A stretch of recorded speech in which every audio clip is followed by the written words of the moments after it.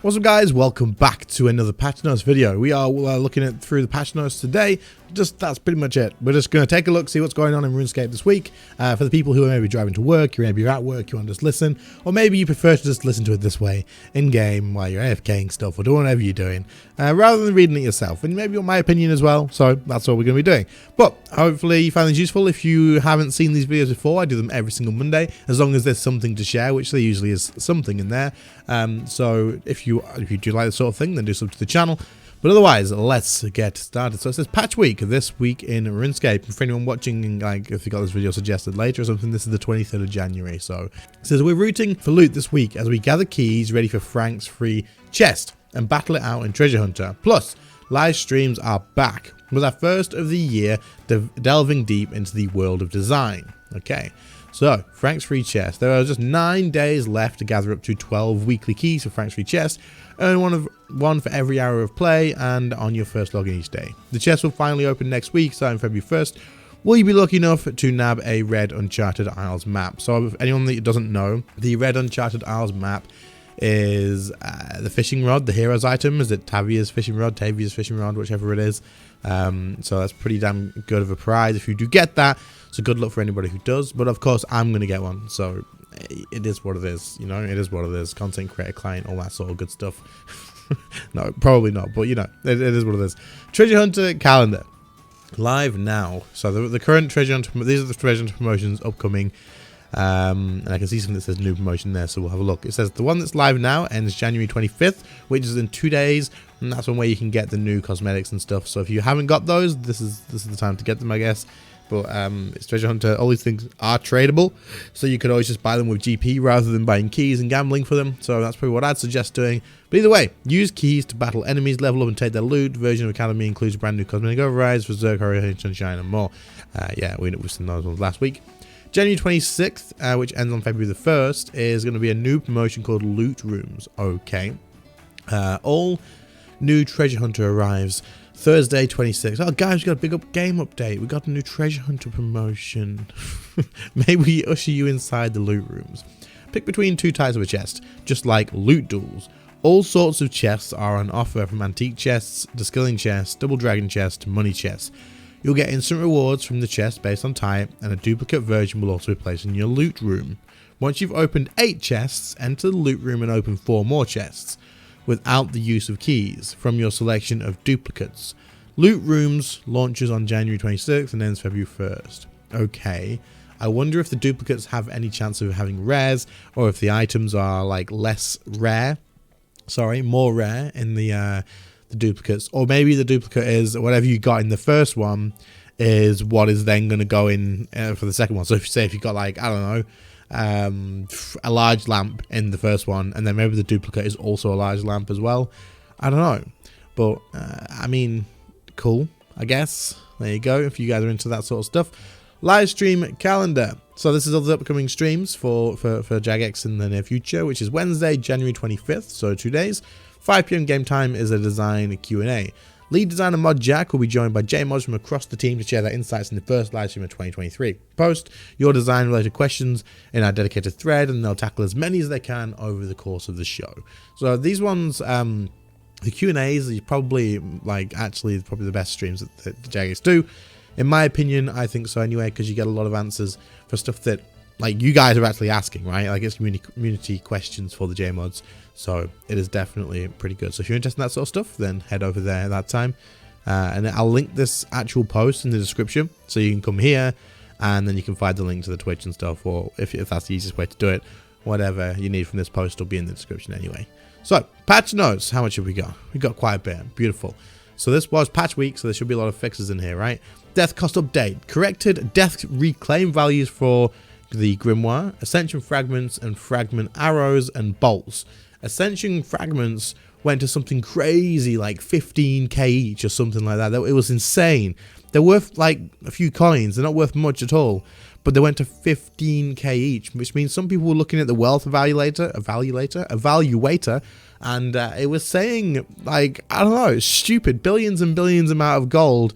It was just because they had some ascension fragments in the bank. There was no way to get the 15k for each of them back, so no one's actually had this. It just inflated the wealth evaluator. but that's been fixed, I assume now. So interesting. I didn't realize the grimoire value was rough though. What does anyone know what was up with this? Was it just a little bit higher, a little bit less? It doesn't actually say, but I use grimoire. I didn't notice any difference.Maybe it's even less now. Corrected a calculation issue that would occur when switching between tabs in the death preview. This was a UI issue and did not affect the cost of death itself. Okay. Died. I saw this. You just went between them. It didn't make a difference because obviously once you close the window, it didn't. Yeah. Died staff environmental variants have been updated and now correctly display the intended cost, our item value, and death cost. Okay. Fixed a small issue with member-only items in Death Overflow being claimable in free-to-play worlds. Fixed an issue where items stored with death weren't refreshing when claiming them via the gravestone. Okay, so long as hopefully, I mean, some of these fixes, like this one for example, maybe will increase death cost, but it says will now correctly display the intended value. Maybe it was still charging that, but in the check-in thing of it, it wasn't. I don't know, but maybe it'll increase, maybe it'll decrease. I don't know, but hey, hopefully it's all working as intended now. I mean, some bugs were expected with this when it released, so it is what it is. It's not like a big shock, but the death cost has been great. Okay, general stuff. You can now quick chat messages via private message to a friend in the lobby without crashing your client. Good, thank you. People were doing this to me on stream, Chax, and it's yeah, no. Cheeto and Frito have returned to Het's Oasis in their usual spots. Grimnash no longer disappears after falling asleep during the Grim Tales quest. Cool, nothing good about having a quest that you can't complete. Tall leprechauns can no longer note elder saplings. Sign of the Porter no longer banks flowers from Het's Oasis bushes. Skull Scepter's left click option is now teleport. Bug fixed in which teleport locations for the Skull Scepter were not unlocking as intended. Players can once again receive Master Clue Scrolls when killing NPCs. Okay. The Necklace of Gluttony effect now applies correctly to all food types. Brilliant. The Legacy Interface skin is now applied to the Treasure Hunter prize window. Players are now removed upon taking their helmets off in the something gold mine. Safety first. Okay. Updated the penguin hint for the wilderness penguin to include new land added around the volcano. Treasure Hunter no longer closes itself the first time it's opened by new players. That's good. I'm glad. That's good. Yeah. The quest point capes perk can now be activated from the max cape perk interface. Okay. Max markers of the following quests have been updated to match the current quest state. So I'm not going to list all of these, but there you go. I'm sure you can figure that one out and pause it or whatever. The left click option on the Shard of Erebus is now wheeled. The Shard of Erebus. I don't even know what this is. I feel like I should know what it is. Can't even, it's gone. I don't know, but there you go. Both the Shard of Zaros and the Shard of Erebus now have a tooltip which explains their effects. Okay. Someone's going to have to explain this to me in the comments. I'm sure someone will. Shard of Zaros, Shard of Erebus, it's completely gone over my head. I don't know if it's just a Monday morning blank or something, but there you go. An issue that caused the walk animation overrides to reset upon logging in has been fixed. The Crystal Skill Chomper has been fixed to properly apply its effect to each skill it can be used for. Players can once again left-click that name to continue with the respective master clue. Slightly adjusted the health scaling of wilderness combat effects to allow more room for players to meet their personal progress in the required time. Okay, cool. Dev note: we're closely monitoring these changes, so this could be subject to change as well again, and they're going to keep an eye on it, which is good. Nice to see. The ability book will now remember the last tab you had open on mobile devices. Ah, yes, this is so good, actually.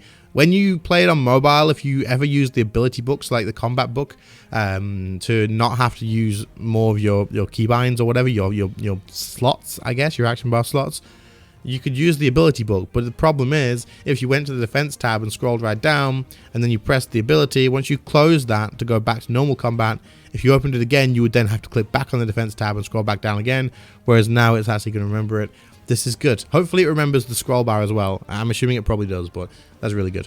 With the end of Fresh Start World event, NPC Gale Freshman has been removed from Birth Up.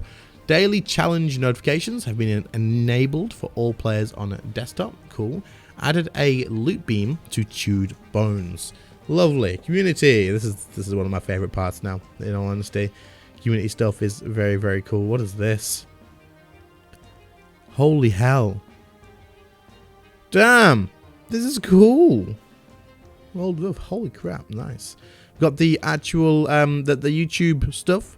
Munkle's Unky is also working hard. Is Munkle's Unky back? What the hell? I thought he came back and then didn't come back. I might have to watch this. This is awesome. The RS guy as well, and RuneScape lore stuff here too. So if you guys are interested in this sort of stuff, then check them out. There you go. And we're going to head down. Escapers screenshots. A wee red panda preparing themselves to be a queen of the... There's actually... I don't know, man. What is this? Where's this? Wait. This is insane. Where is it? They've got a teddy bear. This is terrifying. I don't know why this is in game though. I actually can't even think. On top of one of the mountains maybe? I don't know. But there you go. That's it for today. Hopefully you guys found this useful. Hopefully we you know, got some entertainment out of it, I suppose. I don't know. But you know, it's the patch notes, it is what it is. But otherwise I hope you'll find it useful. If you do, please do leave a like. Sub to the channel if you are new, and I will catch you guys all probably tomorrow or tonight on stream if I'm streaming. See you later guys. Bye.